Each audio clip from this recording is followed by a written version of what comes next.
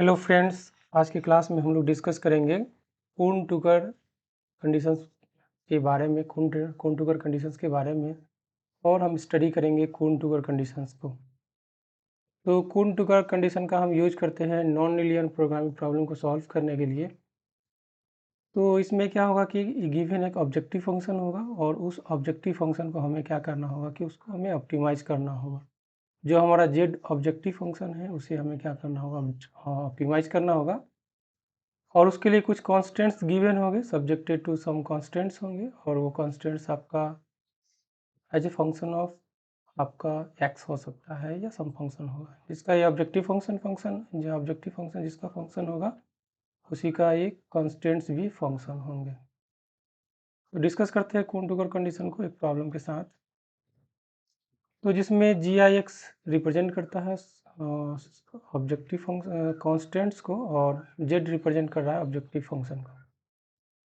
तो एक प्रॉब्लम है जिसमें हम डिस्कस करेंगे कि कून-टुकर कंडीशन को कि क्या है कून-टुकर कंडीशन, और इसमें हम फाइंड आउट करेंगे ऑब्जेक्टिव फंक्शन का जो ऑप्टिमम वैल्यू क्या हो सकता है। तो हमें ऑब्जेक्टिव फंक्शन का ऑप्टिमम वैल्यू फाइंड आउट करना है। गिवन ऑब्जेक्टिव फंक्शन होगा, उस ऑब्जेक्टिव फंक्शन का हमें क्या करना है, ऑप्टिमम वैल्यू फाइंड आउट करना है कि क्या होगा उसका ऑप्टिमम वैल्यू हम फाइंड आउट करेंगे ऑब्जेक्टिव फंक्शन का ऑप्टिमम वैल्यू और देखेंगे कि ऑप्टिमम वैल्यू उसका क्या है। तो जो हमारा प्रॉब्लम है वो प्रॉब्लम है कि मैक्सिमाइज जेड। जेड हमारा यहाँ पे ऑब्जेक्टिव फंक्शन है और इस ऑब्जेक्टिव फंक्शन का हमारा जो ऑब्जेक्टिव है कि हमें जेड को क्या करना है, मैक्सिमाइज कर देना है। जेड को हमें मैक्सिमाइज कर देना है। यह एक लीनियर प्रोग्रामिंग प्रॉब्लम है। यहाँ पे लीनियर, ये आपका नॉन लीनियर प्रोग्रामिंग प्रॉब्लम है, यहाँ पे लीनियर नहीं है। इससे पहले हम लोगों ने डिस्कस किया लीनियर प्रोग्रामिंग प्रॉब्लम जिसमें आपका पावर जो वेरिएबल आपका बेसिक वेरिएबल है उसका पावर एक ही होगा, जो डिसीजन वेरिएबल्स है उसका पावर एक ही होगा। बट यहाँ पे डिसीजन वेरिएबल्स की जो डिग्री है वो मोर देन 1 है, इसलिए ये आपका नॉन लीनियर प्रोग्रामिंग प्रॉब्लम है। तो कून-टुकर कंडीशन का हम यूज करेंगे for solving the non linear programming problem. कोई भी अगर आपके पास नॉन लीनियर प्रोग्रामिंग प्रॉब्लम है तो उसको हम कैसे कून-टुकर कंडीशन का यूज करके सॉल्व करेंगे उसको डिस्कस करेंगे आज की क्लास में।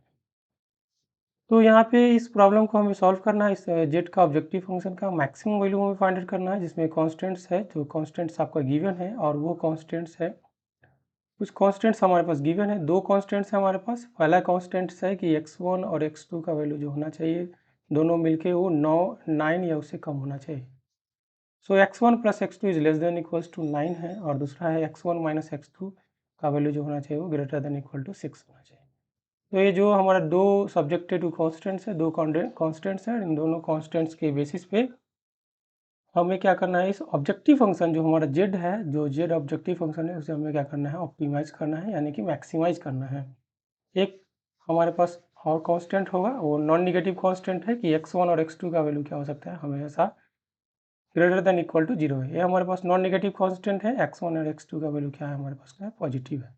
x1 और x2 का वैल्यू निगेटिव नहीं है, ये हमारा कॉन्स्टेंट्स में मेंशन है।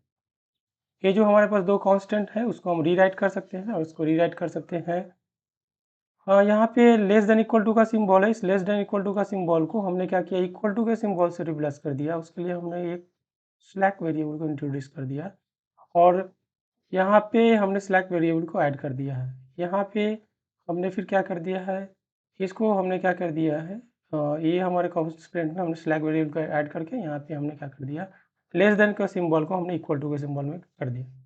अब यहाँ पे हमारे पास क्या है, ग्रेटर देन इक्वल टू का सिंबल है, उसको हमने क्या कर दिया, माइनस से मल्टीप्लाई करके लेस देन इक्वल टू का सिंबल में कन्वर्ट कर दिया इसको। और अगेन हम एक अनदर स्लैक वेरिएबल ऐड करेंगे और यहाँ पे s1 स्क्वायर है तो s2 स्क्वायर ऐड करके हम क्या कर सकते हैं, ये जो less than equal to symbol है उसको हम हटा सकते हैं। तो यहाँ से हमारे पास दो स्लैक वेरिएबल आ गया, एक हमारे पास s1 स्क्वायर है और एक हमारे पास दूसरा हमारे पास क्या है, s2 स्क्वायर।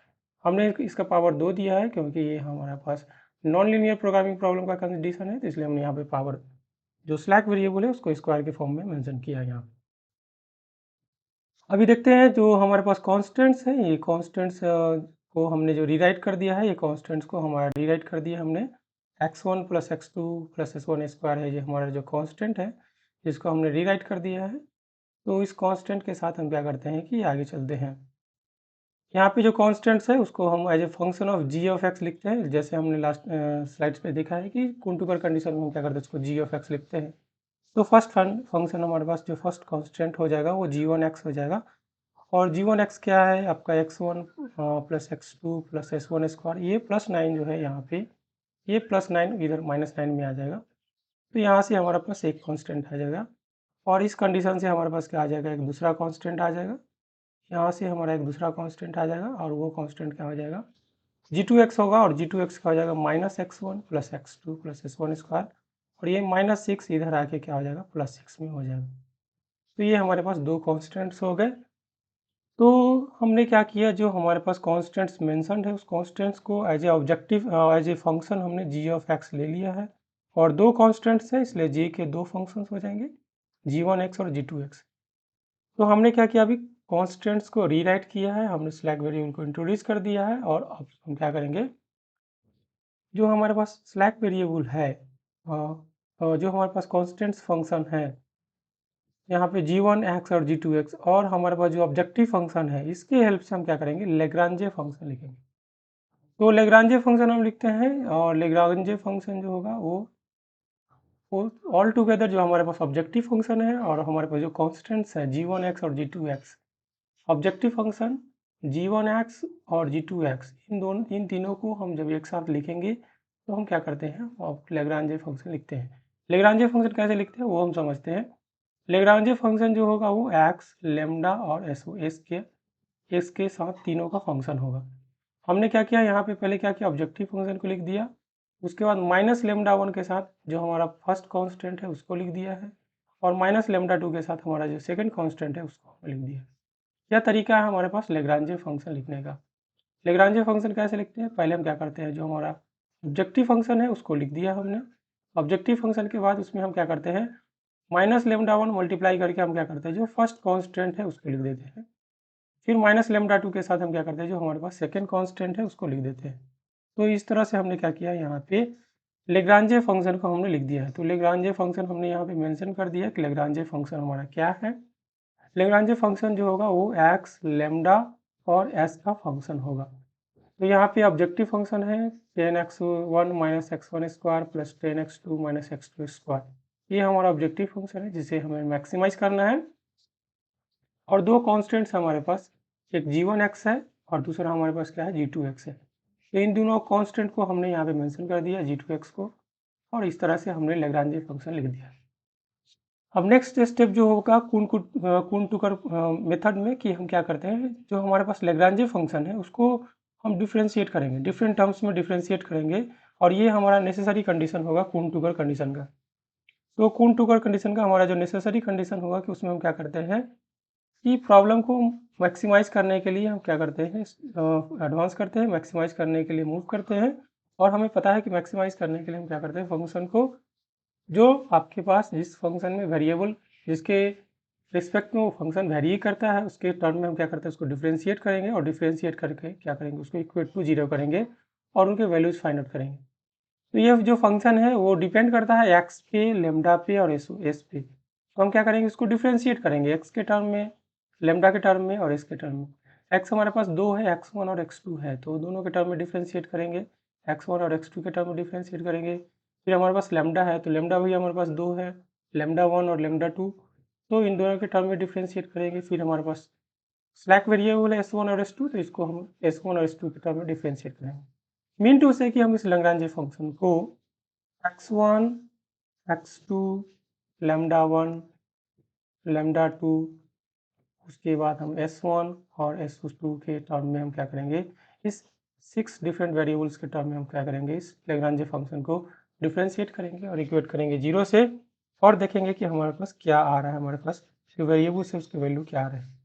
तो डिफ्रेंशिएट करते हैं वन बाई वन। इसको हम पहले इस लैग्रांज फंक्शन को x1 के रिस्पेक्ट में डिफ्रेंशिएट करते हैं और इसको इक्वेट करेंगे जीरो से।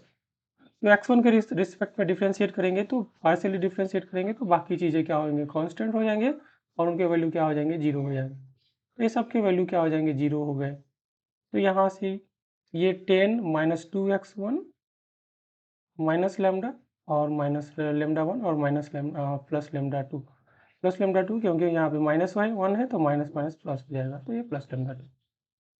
तो ये हमने डिफ्रेंशिएट कर दिया इस लैग्रेंज फंक्शन को in terms of x. Again इस लैग्रेंज फंक्शन को हम डिफ्रेंशिएट करेंगे किसके रिस्पेक्ट में, x2 के रिस्पेक्ट में डिफ्रेंशिएट करेंगे। तो जब हम x2 के रिस्पेक्ट में डिफ्रेंशिएट करेंगे इस लैग्रेंजियन फंक्शन को, जब इस लैग्रेंजियन फंक्शन को हम x2 के रिस्पेक्ट में जब डिफ्रेंशिएट करेंगे तो ये हमारा x2 वाला टर्म रुक जाएगा, बाकी टर्म्स क्या होंगे वो निकल जाएंगे।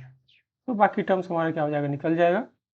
तो इस लैग्रेंजियन फंक्शन को हम क्या करते हैं, x2 के टर्म में डिफ्रेंशिएट करते हैं। तो डिफ्रेंशिएट करेंगे तो 10 - 2x2 माइनस लेमडा 1 और माइनस लेमडा 2 हो जाएगा। तो इस तरह से हमने डिफ्रेंशिएट कर दिया लैग्रेंजियन फंक्शन को x2 के टर्म में। अब डिफ्रेंशिएट करेंगे लैग्रेंजियन फंक्शन को इन टर्म्स ऑफ, हम ये लैग्रेंजियन फंक्शन जो है उसको डिफ्रेंशिएट करेंगे किसके टर्म में डिफ्रेंशिएट करेंगे, हम उसके बाद करेंगे लेमडा 1 और लेमडा 2 के टर्म में डिफ्रेंशिएट करेंगे। तो लेमडा 1 के टर्म में डिफ्रेंशिएट करेंगे तो ये फंक्शन रुक जाएगा, ये वाला फंक्शन रुकेगा, बाकी फंक्शन क्या हो जाएंगे, डिलीट हो जाएंगे। फिर जब लेमडा 2 के टर्म में लिखेंगे तो ये हम क्या करेंगे, लेमडा 2 का फंक्शन रुकेंगे और बाकी सब कांस्टेंट हो जाएगा, तो उस समय बाकी सब जीरो हो जाएगा।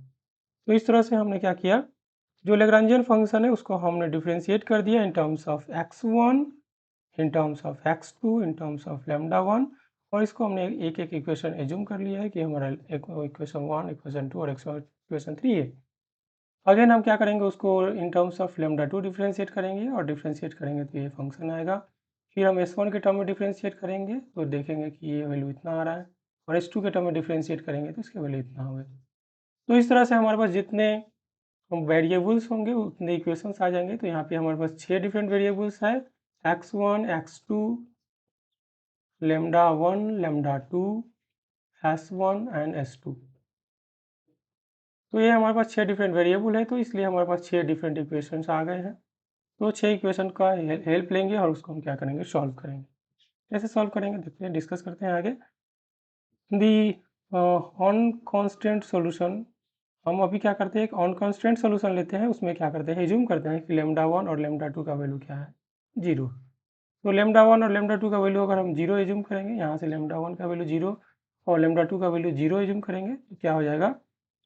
तो हम फर्स्ट इक्वेशन को सॉल्व करते हैं, फर्स्ट 4 इक्वेशन को सॉल्व करते हैं। फर्स्ट 4 इक्वेशन, क्योंकि यहाँ से तो वैल्यू निकलेगा नहीं, 5th और 6th नंबर के इक्वेशन से तो कुछ निकलेगा नहीं, तो हम क्या करते हैं, फर्स्ट 4 इक्वेशन को सॉल्व करते हैं, जिसमें हम क्या करते हैं, ऑन कांस्टेंट सॉल्यूशन देते हैं, मतलब कि उसमें कोई कांस्टेंट नहीं है, यानी कि लेमडा 1 और लेमडा 2 का कोई इफेक्ट नहीं है उस पर। लेमडा 1 और लेमडा 2 के वैल्यू को हमने 0 ले लिया, क्योंकि हमने लेमडा लैग्रेंजियन फंक्शन में कांस्टेंट को इफेक्ट लाने के लिए हमने लेमडा 1 और लेमडा 2 से मल्टीप्लाई करके उसको लाया है। तो हमने क्या कर लिया कि अभी लेमडा 1 और लेमडा 2 के वैल्यू को 0 कर दिया है। इससे क्या होगा कि उस पर कांस्टेंट का कोई इफेक्ट नहीं है। तो ऑन कांस्टेंट सोल्यूशन हम देखते हैं कि क्या हो सकता है। उसके लिए हमने क्या किया, लेमडा 1 का वैल्यू और लेमडा 2 का वैल्यू 0 कर दिया है। अभी क्वेश्चन 1 से चलते हैं। अगर हमने उसमें लेमडा 1 का वैल्यू 0 कर देंगे तो ये हमारा कितना हो जाएगा, 10 - 2x1 हो जाएगा। कैसे होगा देख लेते हैं। लेमडा 1 का वैल्यू और लेमडा 2 का वैल्यू हमने क्या कर दिया, 0 कर दिया। तो लास्ट स्लाइड पे देखते हैं लेमडा 1 और लेमडा 2 का वैल्यू। इसमें लेमडा 1 और लेमडा 2 का वैल्यू अगर आप 0 कर देंगे, इसमें अगर लेमडा 1 और लेमडा 2 का वैल्यू 0 कर देंगे तो ये हो जाएगा 10 - 2x1।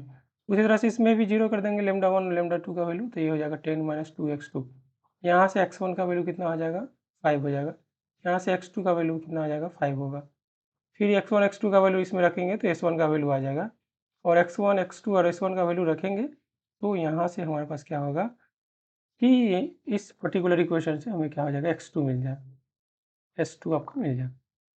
तो इस तरह से हमने फर्स्ट इक्वेशन से निकाल लिया कि x1 का वैल्यू 5 है, x1 का जब वैल्यू 5 आ गया है तो x2 का वैल्यू भी 5 आ जा रहा है। तो ये हमने x1 और x2 का वैल्यू फाइंड आउट कर लिया है। x1 x2 का वैल्यू अगर हम इक्वेशन नंबर 3 में डालेंगे तो वहाँ से हमारे पास क्या हो जाएगा, s1 का वैल्यू कितना हो जा रहा है, -1 आ रहा है, और 4 से हमारे पास s2 का वैल्यू आ जाएगा, और वो 4 से हमारा s2 का वैल्यू कितना आ जाएगा, -6।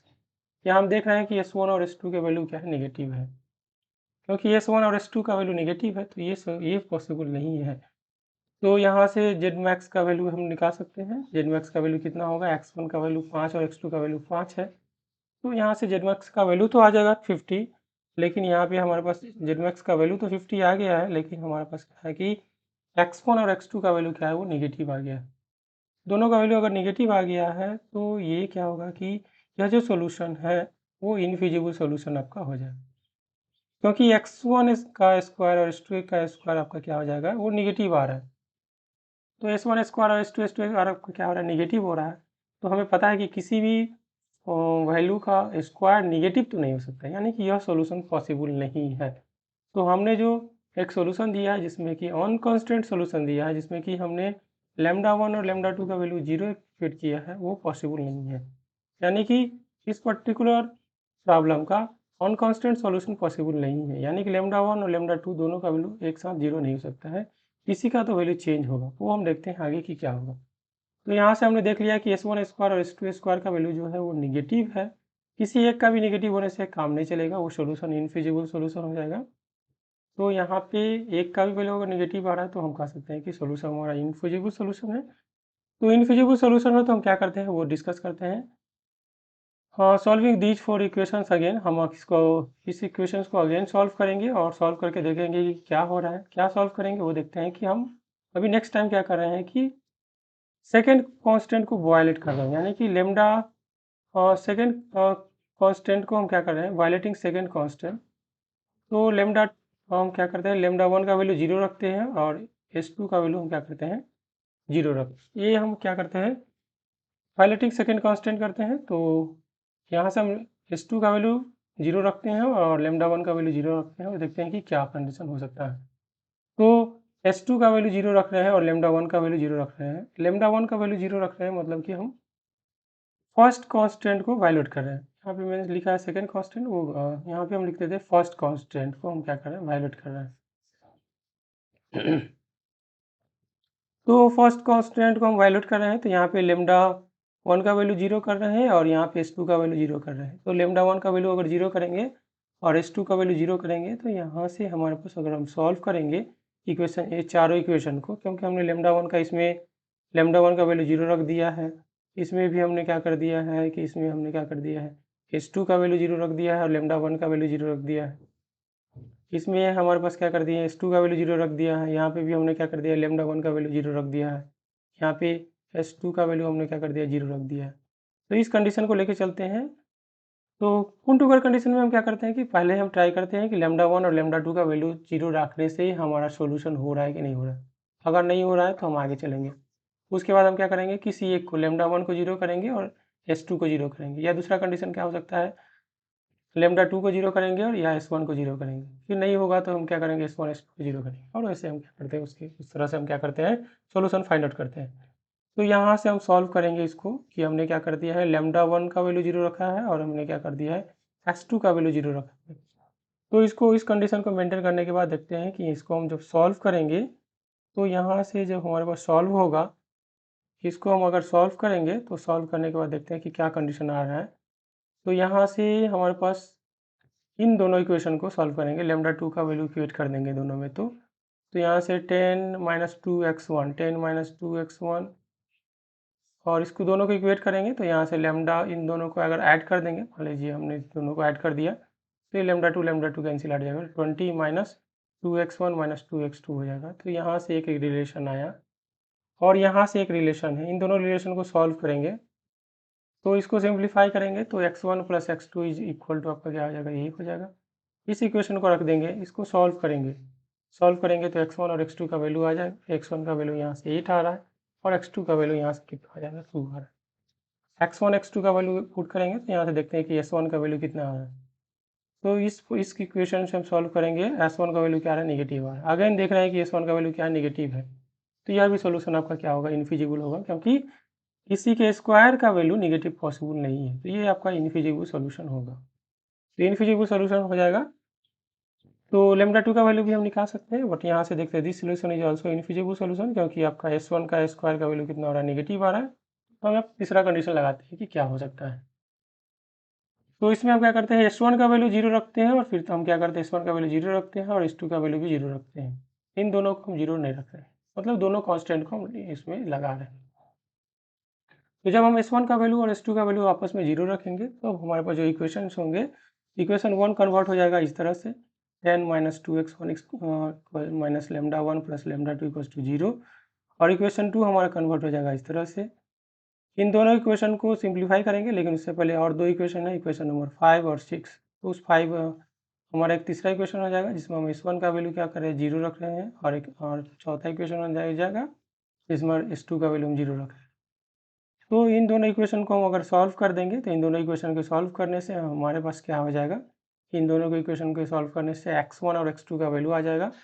तो यहाँ से x1 का वैल्यू 7.5 आ रहा है और इसको फर्दर सॉल्व करेंगे तो x2 का वैल्यू 1.5 आ रहा है। x1 और x2 का वैल्यू इस दोनों में पुट कर देंगे तो यहाँ से λ1 और λ2 निकल जाएगा। तो 1 में अगर हम x1 का वैल्यू 7.5 रखेंगे तो यहाँ से तो 7.5 15 हो जाएगा, तो ये फाइनली इधर जाएगा। तो रीअरेंज करने से λ1 माइनस λ2 माइनस 5 हो जाएगा और 2 से इतना आ जाएगा। λ1 और λ2 का वैल्यू फाइंड आउट करते हैं तो λ1 का वैल्यू 1 आ रहा है और λ2 का वैल्यू 6 आ रहा है, यानी कि x1 का वैल्यू 7.5, x2 का वैल्यू 1.5, λ1 का वैल्यू 1 और λ2 का वैल्यू 6 आ रहा है। इसको हम क्या करेंगे, ऑब्जेक्टिव फंक्शन में यहाँ से जो हमारे पास x1 का वैल्यू है, x2 का वैल्यू है, λ1 और λ2 है, उसको हम जब पुट करेंगे और ये यहाँ देख सकते हैं यहाँ पे किसी का वैल्यू नेगेटिव नहीं आ रहा है, किसी के स्क्वायर का वैल्यू नेगेटिव आ रहा है, तो ये does not violate any condition, तो ये कोई कंडीशन को वायलेट नहीं कर रहा है। x1 x2 का वैल्यू भी आ रहा है, तो यहाँ से कह सकते हैं कि यह हमें क्या कर सकता है, it gives the maximum value of the objective function. और वो मैक्सिमम वैल्यू कैसे फाइंड आउट करेंगे, जब हम x1 का वैल्यू 7.5 और x2 का वैल्यू इतना रखेंगे, s1 का वैल्यू 0 और s2 का वैल्यू हम क्या करेंगे, s1 और s2 का वैल्यू जब 0 रखेंगे तो हमारे पास एक ऑब्जेक्टिव फंक्शन का वैल्यू आ जाएगा। तो मैक्सिमम वैल्यू हम रखते हैं यहाँ पे 7.5 और 1.5 और देखते हैं कि मैक्सिमम वैल्यू कितना आ रहा है, 31.5, और ये हमारा क्या हो जाएगा, आंसर हो जाएगा।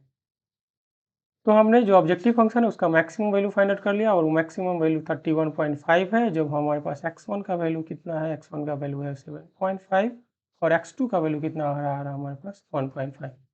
तो x1 equals to 7.5, x2 equals to 1.5 and maximum value of objective function is 31.5। This is the final answer of the given problem. तो इस तरह से हमने कून-टुकर कंडीशन का यूज किया और हमने गिवन ऑब्जेक्टिव फंक्शन जो कि नॉन लीनियर प्रोग्रामिंग प्रॉब्लम है उसको हमने सॉल्व कर लिया कून-टुकर कंडीशन का यूज करके, और इस तरह से हमने फाइंड आउट कर लिया कि ऑब्जेक्टिव फंक्शन का मैक्सिमम वैल्यू।